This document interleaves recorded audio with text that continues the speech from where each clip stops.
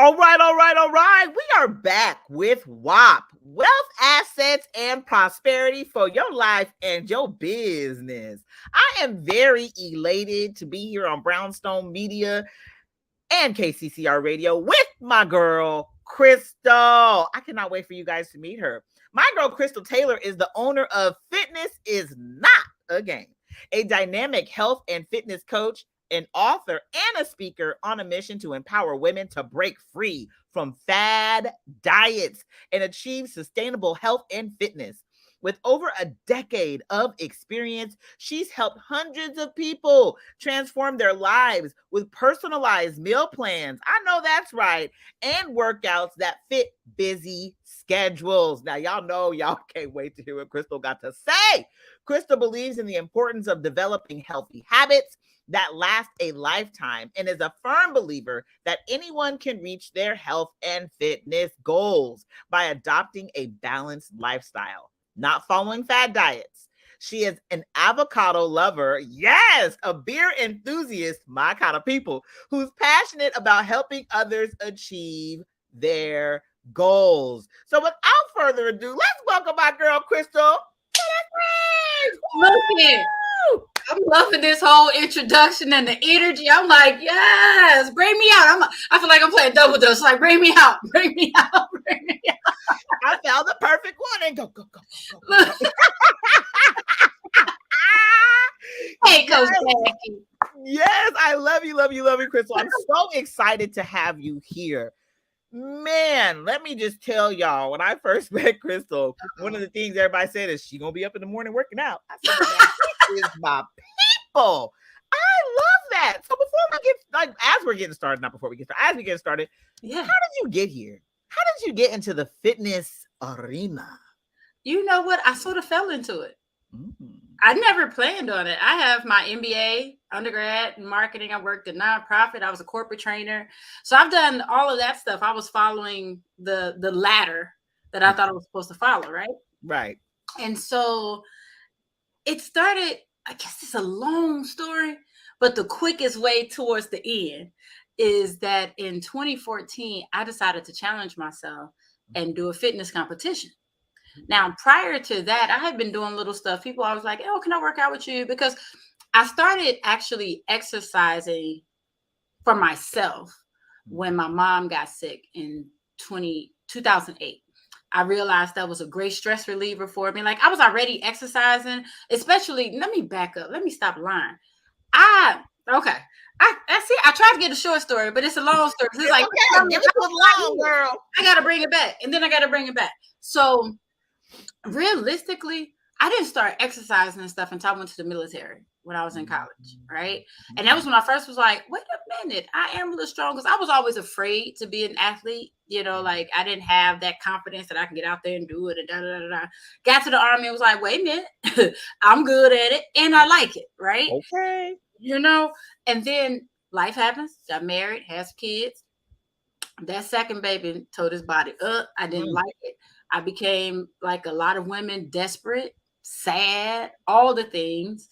Even though I was nursing, I done went and bought doggone fat burner pills, knowing they're not good, right? And I got heart disease in my family. But I only did them for like a couple of days because I was like, ain't no weight loss this important for me to risk my life and my child's life, right? Like there has to be a way. So that's when I first started getting interested in just learning what the body could do.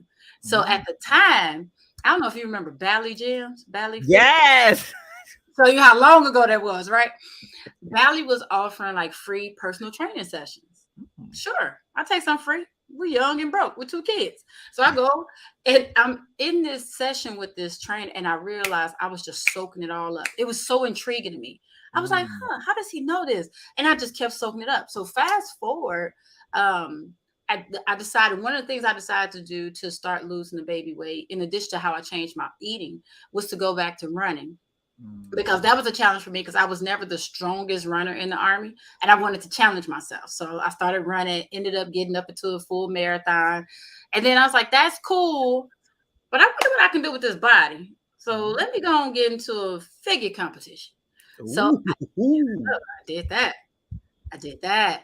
And that's, even though people had already been asking me to work out with me because I've always liked to just stay active. Oh, I talked about my mom getting sick. When my mom got sick in 2008, I really leaned on exercise as my stress reliever. That saved my sanity. It really did. And it helped me to think more. It made it easier for me.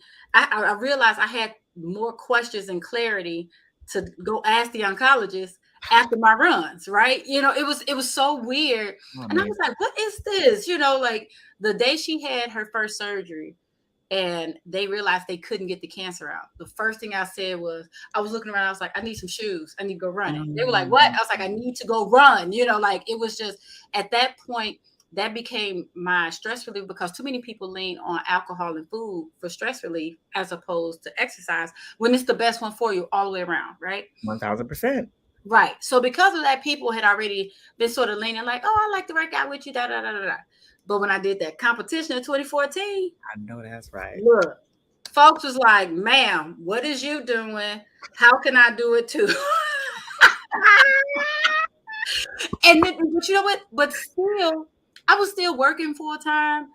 I was just doing it for fun. Yeah. When I tell you I was having so much fun, I would write out their workout plan, then I would type it out.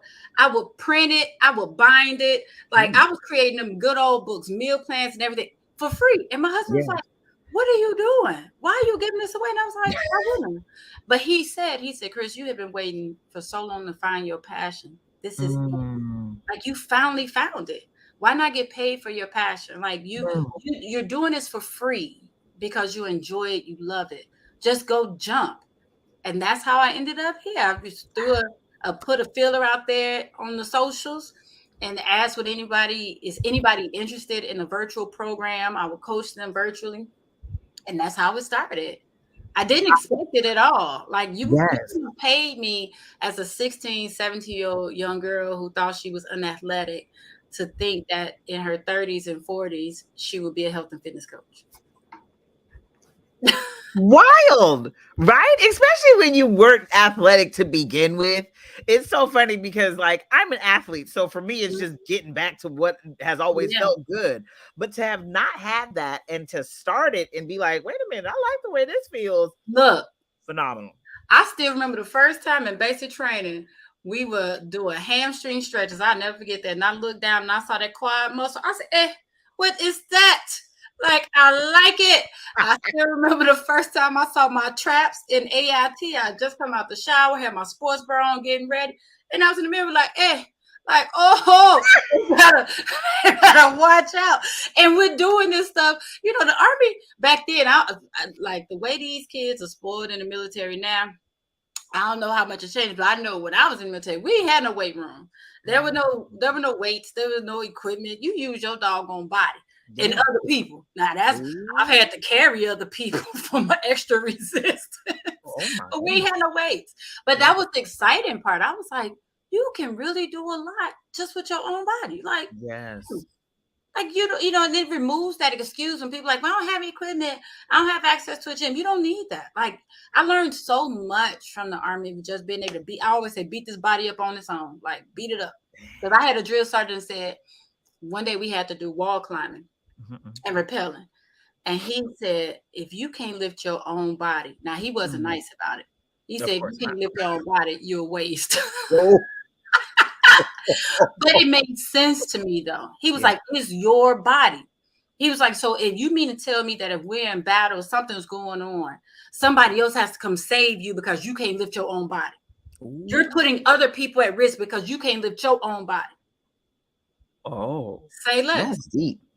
Ain't it? Deep. I'm like, that's not even just for battle. That's for life.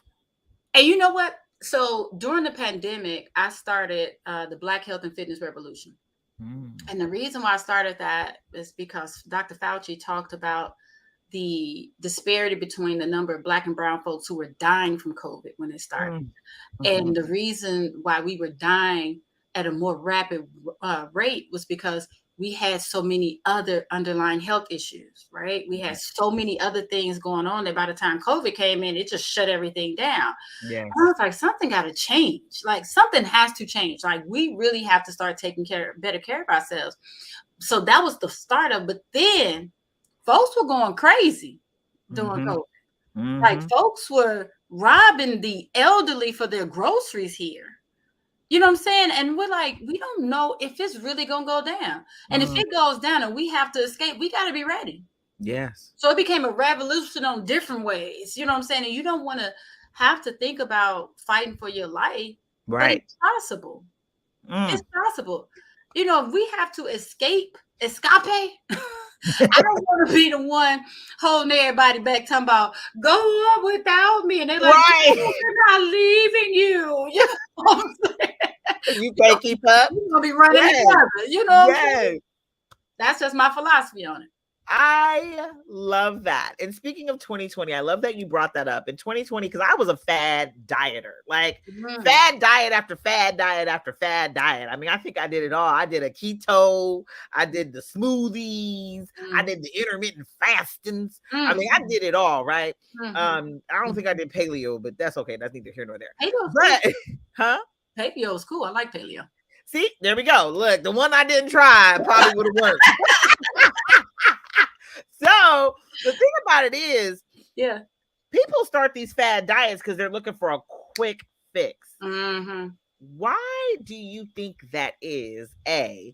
And B, how do you think that, because I know what transition I made mindset wise, but what kind of mindset switch do they need to make to get out of that quick fix and the, Oh, why you ain't tell me to bring some wine on here for this? Because we got to have some conversation. Now I got some tea though. I got some tea. We can have a tea conversation. I sure did, because I said, yeah. Now this is the thing though, with paleo, I'm gonna say this for all of them. Paleo is a lifestyle. Paleo is like vegetarianism, it's like veganism. It's just choosing the types of food you put in your body. Paleo is basically just saying, if it didn't come from the earth, I don't need it or want it. Okay. And I'm fine with that. So with other ones, I don't like any of them for strictly weight loss. For me, it's all about healthy living. If it's something that you like, something that you think it makes you feel good and feel better, overall, rock with it. Because at the end of the day, diets are meant to be temporary. Diets are restrictive. Diets work when you do them. Do you know how many diets the average American adult will try in their lifetime? No, how many? Child, you need some wine. I know. I'm missing a glass. Take a guess. Trying their lifetime. I mean, at least I know I did about 3, 4, but I don't know if I'm an average American. 55. What? Oh. But let's do some math. Yeah. If we just say adulthood is from 25 to 55, that's 30 years. If you try 2 a year. 55. Dang. Ain't that crazy? That is nuts. That is crazy. And to me, what makes me sad about that is that I know that for a lot of people, that sounds like 55 failures. It feels like 55 failures. Whereas I want to give you credit for trying 55 times. You just haven't found what works for you. But that's not how that feels. That's not how it feels. And so it gets to the point where people start giving up and saying, you know what, this doesn't work for me, especially when they see it working for somebody else. But everybody's different. And if you're restricting yourself and you're doing things that you don't like, you do the things you like because you like them. And at this point, we whole adults. How can I tell you at 45, 55, 65 years old, don't do that no more, unless it's a healthy reason, right? Like your doctor tell you that, you better listen. Right. But just for weight loss, I don't believe in that. That's why I put in my bio, I drink beer, I eat avocado. Now, I might have both of them today. I had avocado already. I don't know. You know what I'm saying? Yes. But the thing is that it really is about balance. You want an 80-20. You know, it's not about saying, oh, you'll never eat fried foods, never drink alcohol, never eat carbs. Carbs are your friends, first of all. So it's not that. So when it comes to the why we diet so much and why we want quick fixes, unfortunately, I'm trying not to get y'all put off the air. But the government has programmed us to look at exercise as a necessary evil. Right? You ain't gonna do nothing that's any type of evil. You could call it a beautiful evil, a sexy evil, still evil. You're still not gonna like it, right? So when we're looking at exercise as something that we have to do as opposed to the luxury that we get to do. Yes. Now we're looking at it as a chore. It's something else we gotta do, not something else like we should do. It just fits. The same way you don't argue when somebody tell you to go to sleep. You don't argue when somebody tell you to use the restroom. All of that stuff, it is part of healthy living. Right? Yes. But just even how we're raised to look at calories. Yeah. Most time when I say calories, people are like, oh, we gotta cut calories, gotta cut carbs. No. Calories are sources of energy. That is the definition of it. So if you're not feeding your body calories, i.e. energy, how do you expect to have the energy to get through your day? And you wondering why you're so sluggish? Girl, especially when I don't eat. Yes. I can't tell you how many times I've heard that. And then that's the other thing. Folks say, well, I don't know why I can't lose no weight. I only eat like once, twice a day. That's why you can't lose no weight. Because you're not giving your body the energy to get through to burn more energy. But we want things to be fast. Americans are entitled and spoiled. They want everything bigger, better, faster. Don't want to work for nothing. Dang. Bigger, better, faster. All the time. One day I was driving through my neighborhood and our house is, I think it was built in the 64, 67, something like that. So just within a 2-mile radius, you have houses that were just built in the 2000s. You have houses you could tell were built in like the 20s and 30s. And what I noticed that those houses, the older the house is, the smaller it is. Ain't nobody building small houses now. Think about it. Because we want everything bigger all the time. Look at how big these doggone trucks are. We didn't need those. But nowadays we do need them because we want our food to be bigger. Folks get mad. Look at these little bitty old chicken wings. But then when you get the big old chicken wings, they doggone genetically modified. Yes. The bigger those wings are, the bigger you are. Oh, Krystal here saying the word. I'm just saying. Oh my gosh. But we keep asking for all of this stuff. Like, I deserve. You deserve to live a healthy life. Like, and that's facts. And you deserve to be able to, you know what? Your babies and your people you love deserve to have you around and not have you sick. Oh my gosh. So how do people get the mindset shift? You know what? It's hard. It takes them having the desire. It takes them running across people like me, coming across your show. It takes somebody to say, oh, I just heard something. And I never even thought of it that way. Because everywhere we're surrounded by all of this stuff. And I tell people all the time, like, if you think about it, how long have you been battling your weight? How long did it take you to gain the weight? Like, if you had to think about your goal weight, and we're going to talk about that in a second, compared to where you are now, how long has that been, right? What's the time difference? Well, if that's the case, because for most people, it's been at least a year, sometimes 15, 20, 30 years. You can't expect to fix that in a 30-day challenge. No. You can't expect to fix that in a 2-week juicing and detox, which ain't nothing but boo-boo juice. You ain't burning no problem like that. All you doing is sitting on the toilet. And that's the crazy thing that kills me. Folks act like they can't drink no water because it's going to keep me in the bathroom, but you're going to drink this boo-boo juice. But you're going to drink the detox and you be in there every... Girl, I had a friend who would drink some in the morning and be on the toilet by 2, 3 in the afternoon. I was like, girl, I ain't going in there. We at work. What are you doing? Look, make it make sense, but we have been programmed as a society to want things right now and not put in the work and then to give yourself grace and celebrate your wins. There's no such thing as small wins. Yes. Right? So if you gain, like I shared a story when I did my fitness competition, I had to weigh myself every day. Ooh. That was one thing I couldn't stand. Weigh myself every day. And on day 2, when I weighed myself, I had only lost 0.4 pounds. Only lost, right? And I'm like, man, how's that? How's this going to help me get to my goal? But guess what? The next day turns to 0.8. When you add it up, it turns to 1.2. So it's about perspective and trusting that journey and not looking at the big picture, because so many people come to me and say, I want to lose 50 pounds. So I always ask why, because it's never. Let me say this: it's never the number on the scale that you want. Nobody knows your weight, but you're No. your doctor. So Right. you dig deep into it, it's something else. You want your knees to stop hurting. You want to wear this old outfit. You want to feel confident when you go on the trip and look good in the pictures. You're chasing a feeling, not a number. But that's the other thing. We keep hearing you're obese, you're overweight, your BMI, your BMI, your BMI. Oh, you're supposed to wait. Yeah. When you hear that everywhere, how can you not say, you know what? And then a lot of times people will say that these doctors or whatever these standards are tell you supposed to, but they don't give you any realistic and sustainable ways to get healthier. And we get pumped with all types of trashy foods. Yes. It's challenging. Yes. And you see people on social media who claim they've been working out for 3 to 4 hours a day, twice a day, 7 days a week. And you're like, I ain't got time to do that. So that uneducation. Yeah. Not even miseducation, but uneducation of how to live a healthy lifestyle. They're like, I don't know how to do it, but I keep hearing that I should. Yeah. Then that word should.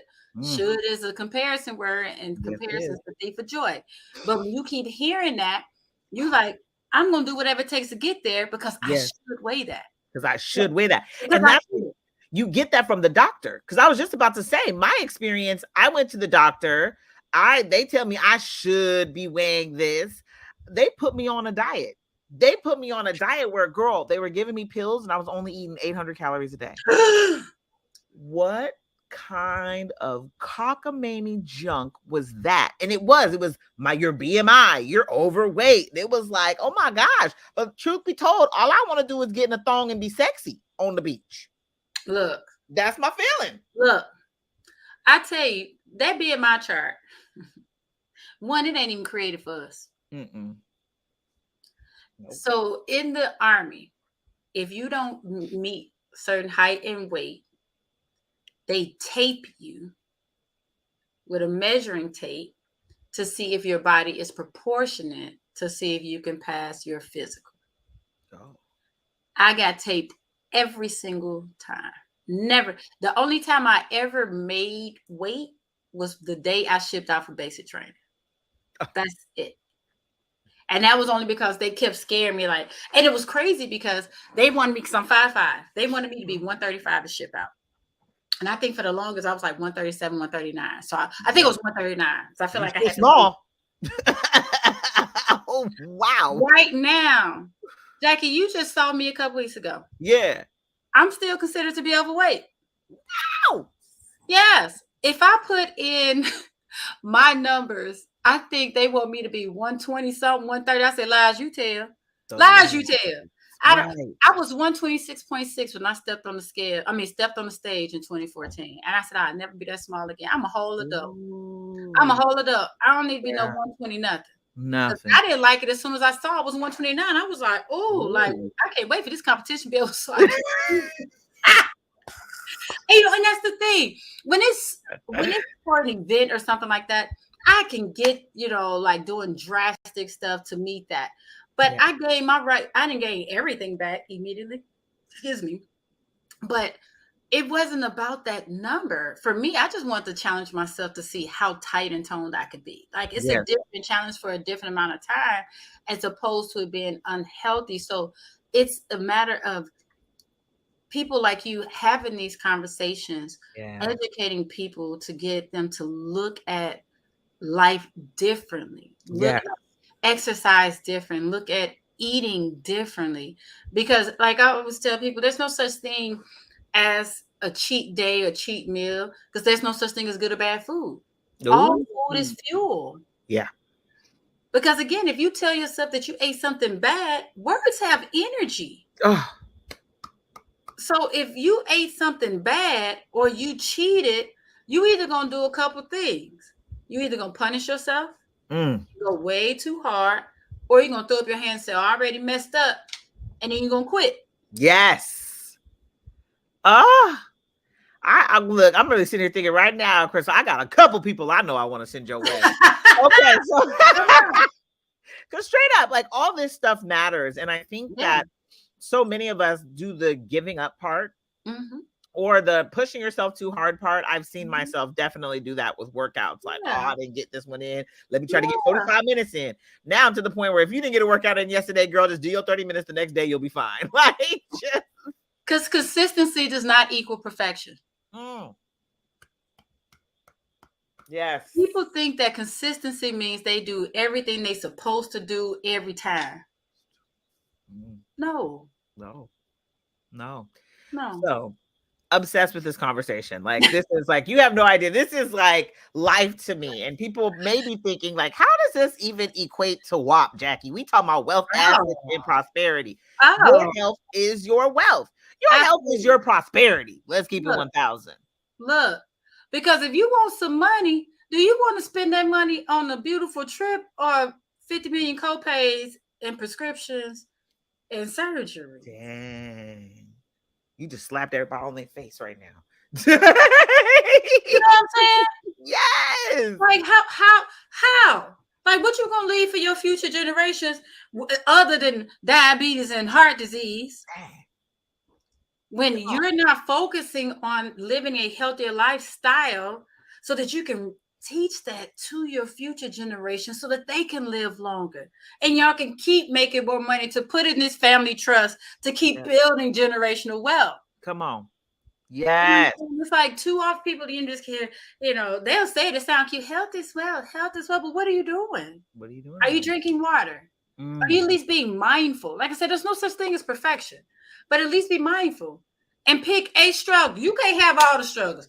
Oh, I can't stand drinking water. I love me some coffee. Oh, but I don't want to work out. Boy, you see that new chicken sandwich? Like you can't pick all the struggles. You can't pick all of them. At least not all at once. Yes. You know what I'm saying? Yes. Look, I like coffee. I eat the chicken sandwiches. Sometimes I don't feel like working out, but it ain't gonna all happen all together. Yes. You see what I'm saying? Like pick a struggle. I love that. But why do you? Yeah, I'm sorry. Go ahead. No. What were you saying? Go ahead. I'm listening. No, I'm just saying we just really have to think about the importance of taking care of ourselves so that we can work the way we want to. 1,000%. Just even exercising helps your mental capacity. If you all research the top CEOs, they all say that not exercising is a non-negotiable. Non-negotiable. That I have to exercise in order for me to be sane, in order for me, like you were saying earlier, in order for me to think right. Like I didn't exercise yesterday. I got nothing done. I even told my honey, I said, I don't even know what the world happened, but I got nothing done and I feel lazy and worked out this morning, honey. I done got everything already done. Look, killing it. Look. I warn my clients, like, because I usually just do Monday through Friday workouts. And because your body needs to rest. Understand that rest is part of the process. Your body has to recover. Your body has to recover. And if you want to do something, do some active rest, like walking or stretching or something like that. But you don't need to go hard all day, every day. No, you wearing yourself down. But on those Saturdays that I do just get up, like, you know what? I think I want to work out. I meet with my clients every Saturday morning. Yeah.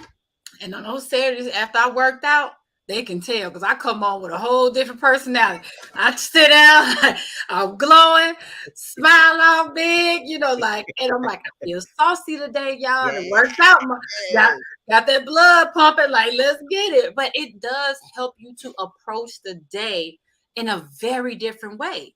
It helps to reduce them cortisol levels. It helps to increase your adrenaline so that when life happens, and we know it is, you're better prepared to approach them as opposed to being grumpy. And especially if it's your goal to exercise, doing it first thing in the morning is your best bet. Because if not, throughout the entire day, you can't focus because you're trying to figure out when you're going to squeeze in that workout. Like, ooh, I might have 45. Ooh, let's see. If I do it this, maybe. And you can't even think and do what you need to do. So just get out my business. Look, I'm just being real. And y'all, what I tell y'all, this is what I do. Every night before I go to bed, I pull out everything I need for my workout in the morning. So there's no excuse. I mean, underwear, sports bra, socks, shirt, pants is all folded up on my dresser. And when I get up, that's what I put on. First thing. And it goes straight to the workout. Yes. Stop, just to remove some of the excuses. And when I travel out of town, especially setting my goals of when I'm going to work out, I'll pack how many workout outfits. I'll pull all of them out and put them on my dresser, on my desk in my room. So that way, after each workout, I can see it leaving. So that it's like that win of saying, oh, I did one workout. Okay, I got 2 more workouts to do. It's like you trick the brain. Like, hey, we doing good, boo. Every win is a win. There's no such thing as a small win. Yeah. Ooh, I like that a lot. That's one of my favorites. Like I'll pick just seeing them disappear. I'm like, okay, at least you stand on track, girl. At least you stand on track, girl. Let's go. Let's go. Let's get high-fiving yourself in the mirror. Yeah. I love it. Keep active. We have to. We really have to. Do. And I know that people who run businesses and all this stuff feel like we're too busy.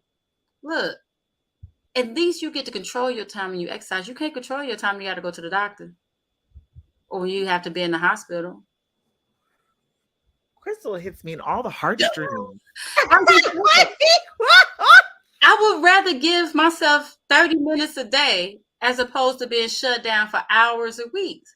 Yes. And 30 minutes a day is literally only 2% of your day. 2%. 2%.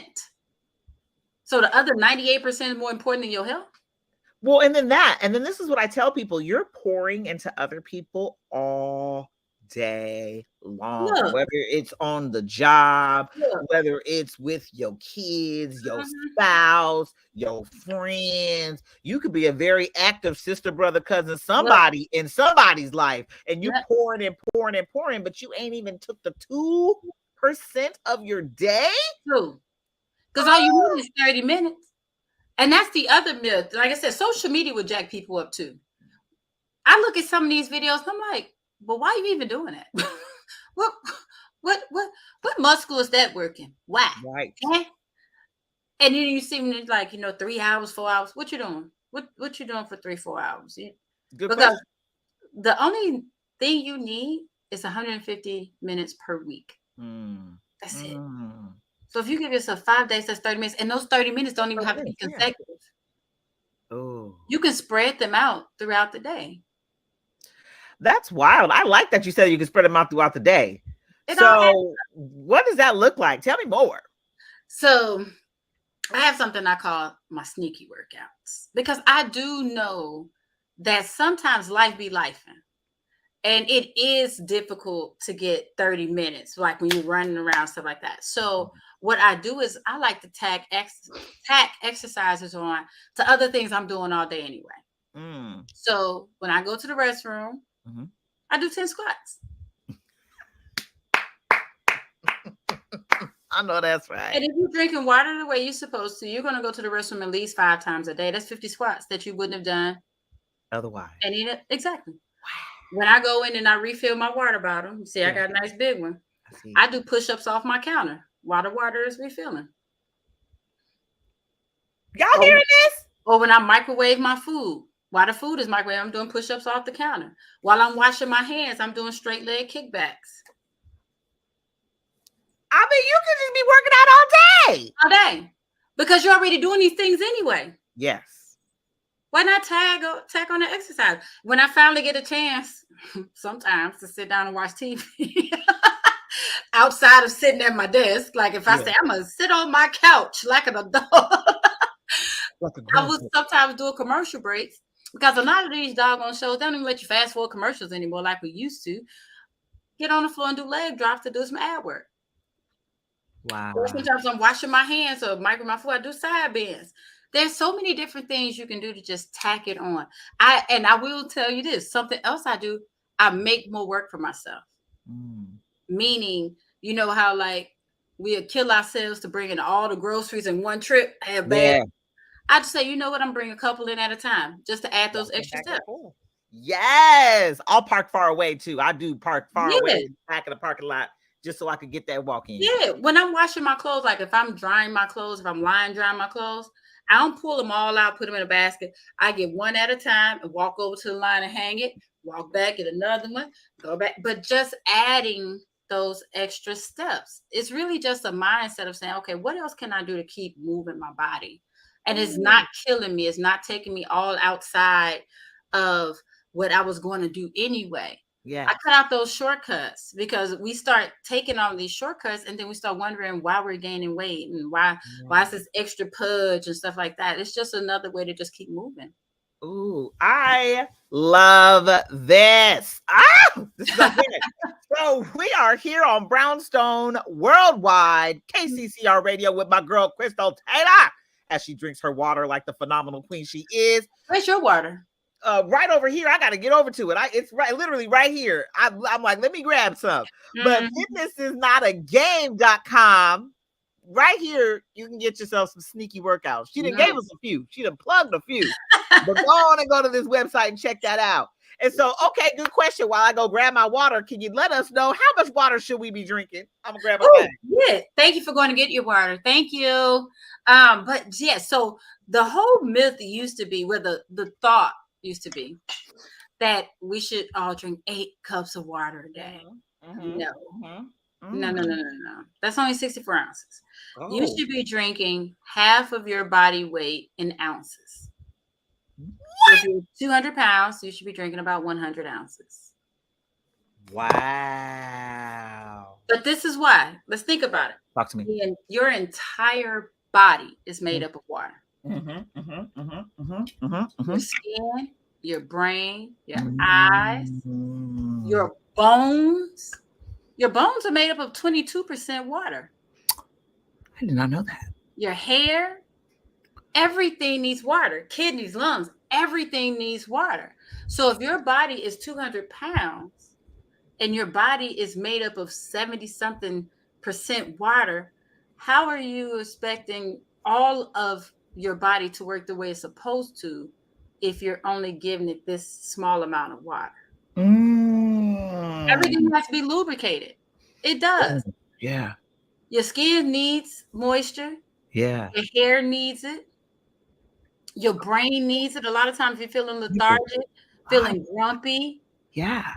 Because think about it, if your brain doesn't have water, the brain is like the squishy muscle. It doesn't is. have water, what does it do? It shrinks, it tightens. Oh. Think about that. You gotta keep it moist. And I'll tell you, the best thing that I could have ever done as far as drinking water, I would say not the best thing. The time that I appreciated how much water I drink the most, back in 2018, I wasn't listening to my body. I'm gonna be honest. I'm human. Yeah. I did my normal work. I did my normal routine, even though I didn't feel normal that morning. So my routine, I would get up at 5. I would do a fasted workout. I would get ready for work. I would eat a protein bar on the train at 7:21, and I would eat my breakfast at work. That's what I would normally do. This particular day, I woke up, didn't feel my strongest, but I still followed the same routine. I'm driving to the train. Like, girl, you feel lightheaded, but I'm like, you'll be able to eat that protein bar in like 10 minutes. You'll be all right. I was not. I got on the train, and the train that I rode was a double-decker train, and I would always sit on the stairs. My body was like, whoa, whoa. So here I am passing out, going to the seat. And the funny part about it is at the end of the aisle, it's a bench, and it's this man sitting there. Yeah. I'm falling like face first into his woo-woo.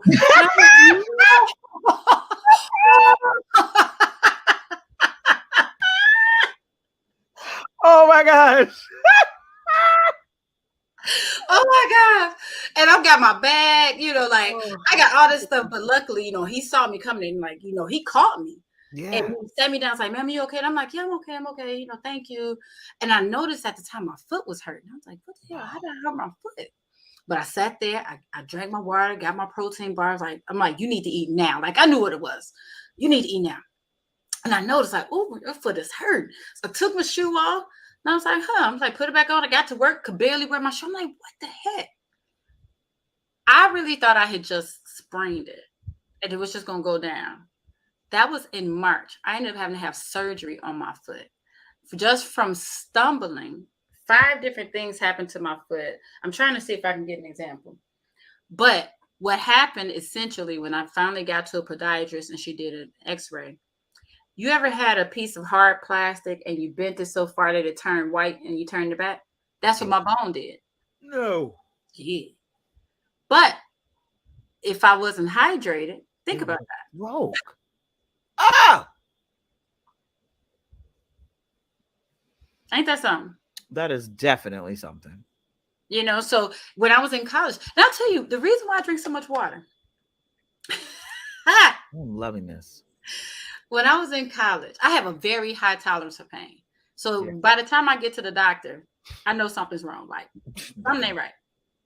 So I called my mom and I told her, I said, Mom, something not right. You know, like, I think I need to go to the doctor. She's like, okay, go ahead and go. So I'm telling them, like, man, my side is killing me. You know, like, there's something. They give me x-rays. This doctor takes me out in the hallway, puts my x-rays up. He said, you see that? That's feces. So you are literally full of woohoo. Yeah. And I was like, really? Now, at the time, I also drank a lot of milk. I love milk. Love it. Love it. I did. I was one of those, I would pour me a glass of milk and put it in the freezer while I was making dinner. So by the time it came out, it'd be like, oh my gosh. That's nice and cold. Damn. You know, right. So at the time, the doctor was like, okay, I need you, because they weren't sure why I was so constipated. You know, they like, you know, remove meat, remove dairy, like all of it. Yeah. And they had me on this medication. I ended up having, so at 40, how am I? 46. Forget my age a lot. But I've already had 3 colonoscopies in my life at 46. Dang. My very first one was when I was 22, 23, somewhere around there. Yeah. But it was because my colon just still wasn't doing what it was supposed to do. And that was when I was diagnosed with irritable bowel syndrome, when I was early in my 20s. And they put me on a prescription medication that they said I would be on for the rest of my life. Because your colon is made out of 4 quadrants. And my like 3rd quadrant doesn't work the way it's supposed to. Unless I drink water. I can't make this up. Yeah. Because here I am, 20-something years old. And I'm like, I don't want to be on medication for the rest of my life. No. I can't afford to be on medication for the rest of my life. That part. Like, it was just like, so I was like, it got to be something. I'm like, if it's just, y'all just need me to poop, how about I drink some water and let's just see how it goes. Let me flush it. You know, let me flush. Right. And to this day, if I don't drink water, my colon would tell me like, oh, you're not going to drink water today? Oh, you bold, huh? Oh, okay. Oh, you forgot about me, huh? Oh, you think you in control. I'm going to show you. Look. So just drinking water has helped me so much. And I'm surprised I don't have a bottle today, but that's why I have a water bottle that says water is bae, because it is bae will save you for so many things. So that's water. And that's what my folks are like, but I don't like water. It's nice. First of all, it's delicious. But there's so many things you can do to infuse your water to make it more palatable. Yes. Now, I love me a good lemon. Look, I'm not talking about it because I just got asked the other day, what about Krystal Light? What about sparkling waters? Those ain't water. No. If anything has an ingredient on it, it ain't water. It ain't water. They infuse them things. Yeah. But you'll be surprised just putting cucumber in water. Girl, that's the best. Cucumbers are the stepchildren of salads, but you put them in water. You know I ain't lying. You can get right. salad. I just never heard it like that. That was the best. Water, that cucumber be like, hey, you know, I love putting cucumbers, orange, lemon, mint, strawberries. Like I put all types of stuff. Now I would tell you this: if you're going to do any type of citrus, because I used to make it. I haven't done it in a while for my family, but I would get the big drink dispenser. Yes. I would just make infused water to encourage everybody to drink throughout the day. But if you do that, because you can refill that, I would probably keep it like 2 to 3 days from that one saying, you know, whatever. Everything gets a little weird in there, but Then after a while, I start looking like, you know, a swamp, especially. Right. You're like, wait a minute, let me go pour that down the toilet real quick, make a fresh batch. Hold on. But with your citrus, you want to make sure you use glass because the citrus will tear like the plastic if you keep it in there too long. Yeah. But yeah, so try those. Now I'm not saying it's gonna taste like juice. Don't. I'm like, Krystal, you lied to me. I didn't say that. I didn't say that. I'm saying it makes it more palatable. And people are like, should I do cold or room temperature? Personally, room temperature is better. I was just going to ask you that question. Look at you answering me. But whatever way you can drink it, get it down. Because this is the time of year. I'm so weird, Jacqui. I don't like refrigerated water. But during this time of year, I like ice water. Yes. It's so weird. It's so weird. And this is the only time I drink ice water. Typically, I'm always room temperature. And the reason why, especially when it comes to your digestion, room temperature or warm is better. That's why you'll hear a lot of people say they drink warm water with lemon first thing in the morning. Yeah, and that can help the digestion because think about it. If you're cold, well, I know you're out in Cali, you don't feel it too often.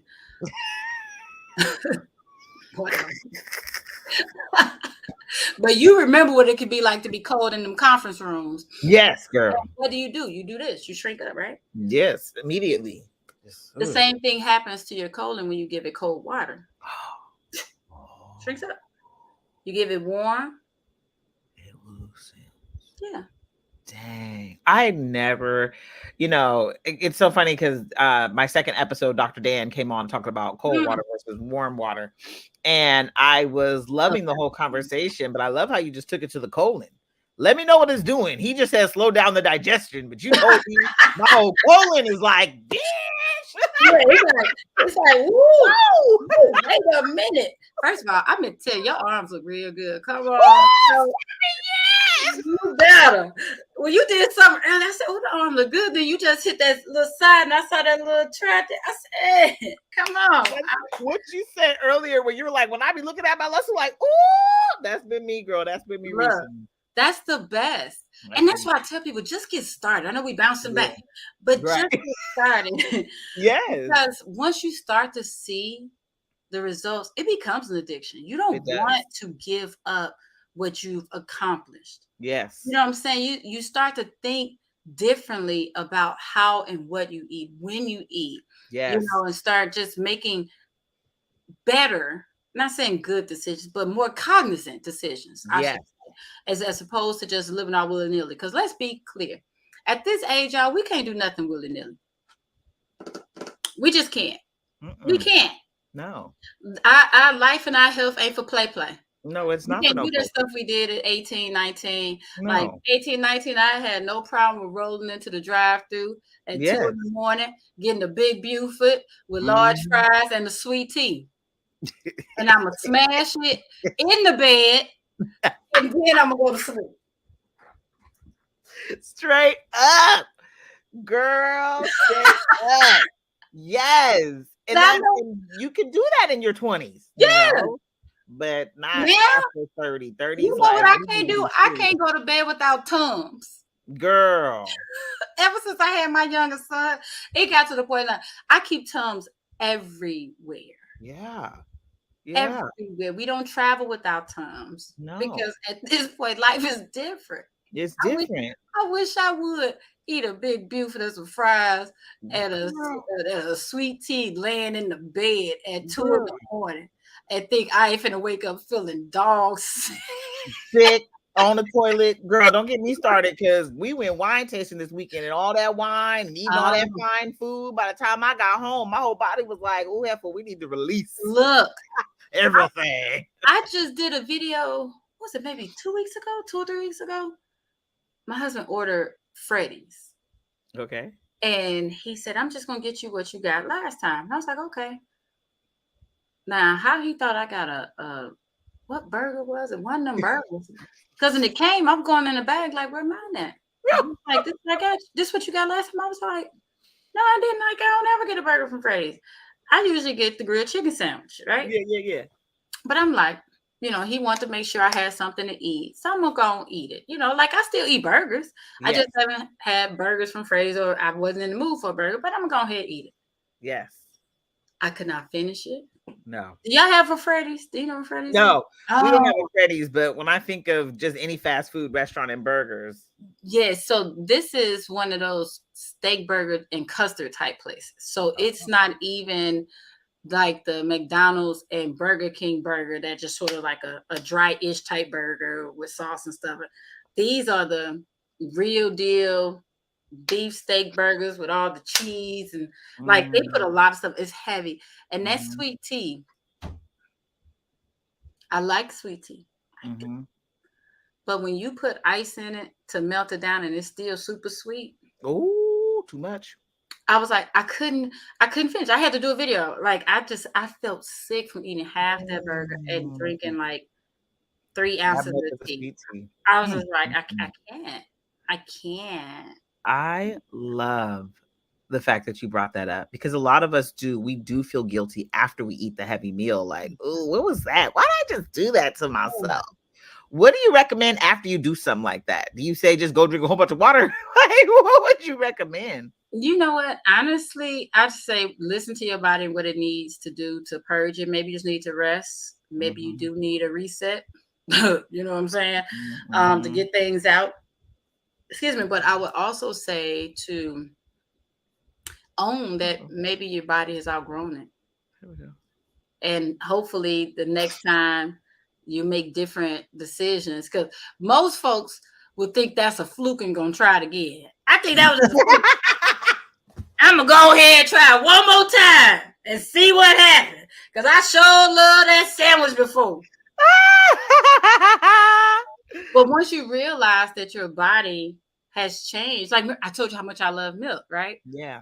After I had my second son, I realized milk didn't love me. And I was like, So I went back, and I went to 1%, then I went to skim, and my body was still just like, sis, we don't like this too much. Yeah. I do almond now, but we just have to understand that our bodies change. Our bodies are made up of cells that regenerate themselves every 7 years. So who you are and what you did and what you like, what you could tolerate now, it's not the same from 7 years ago.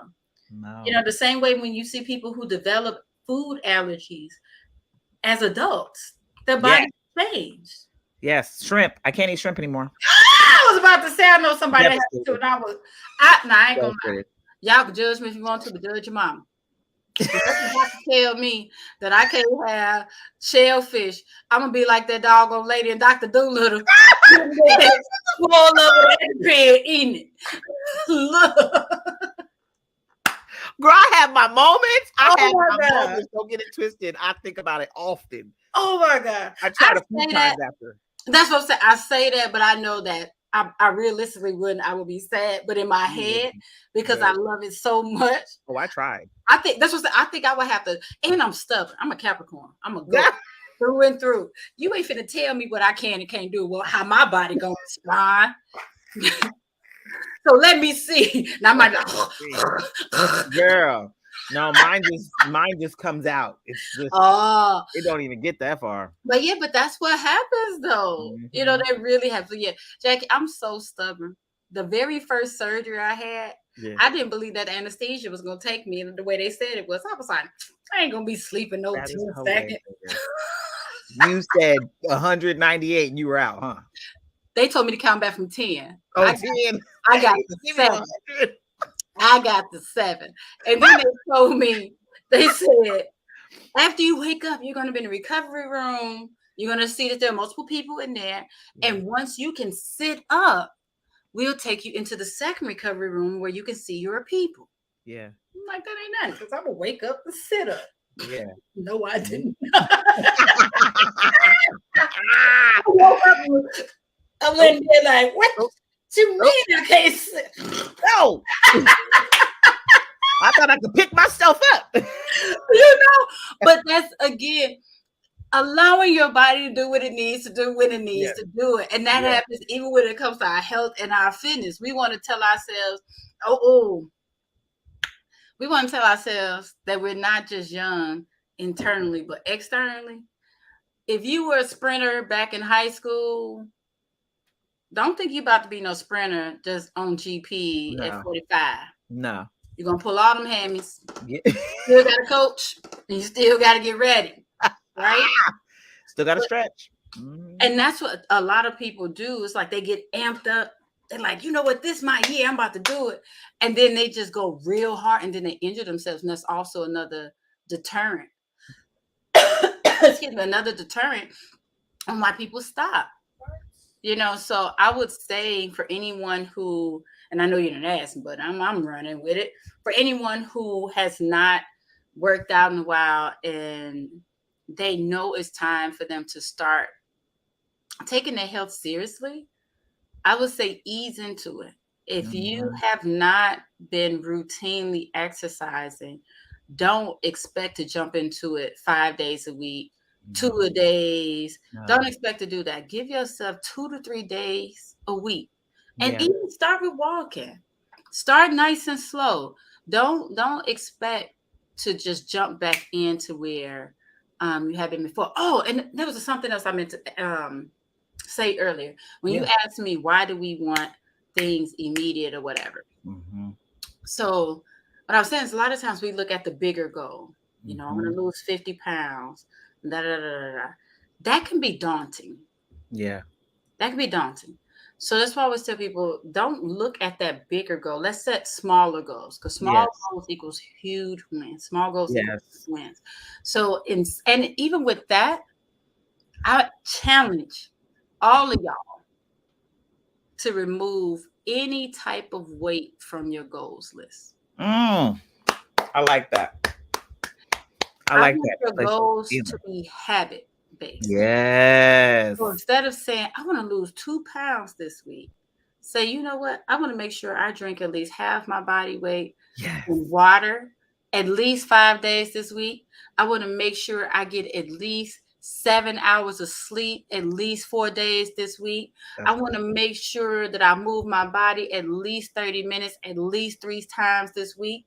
Set those types of goals because once you focus on those habits, the results are going to come. Yeah. And what you thought were your goals, they'll probably change. So instead of it being 50 pounds, it's like, okay, I want to keep doing that because now I feel stronger. Guess what? Wow. I got on the scale, but I ain't losing no weight, but these clothes already fit different. Yes, they do. So if I can fit into these pants, now let's see how long it's going to take for me to fit into these pants. Come on. Yes. Because this is the thing, y'all. Touch on something real quick. 5 pounds of fat don't weigh more than 5 pounds of muscle. 5 pounds is 5 pounds. Yeah. They just look different. Yeah. So this is 5 pounds of fat. This is 5 pounds of muscle. Somebody say something. So I need y'all to see this and conceptualize this because what I don't want you to do is to get into it. You're drinking your water, you're sleeping, you're moving your body, you're being more mindful of how you eat. Your clothes are fitting different. You're feeling good about yourself. Then you're on the scale and the scale says you didn't lose anything or you may have gained. Yes. And then what happens? Now you're like, I knew this wasn't going to work. Where's diet number 56? There we go. Either. Jesus. So real. Means nothing. It means no thing. All the scale does is measures your gravitational pull to the earth. That's it.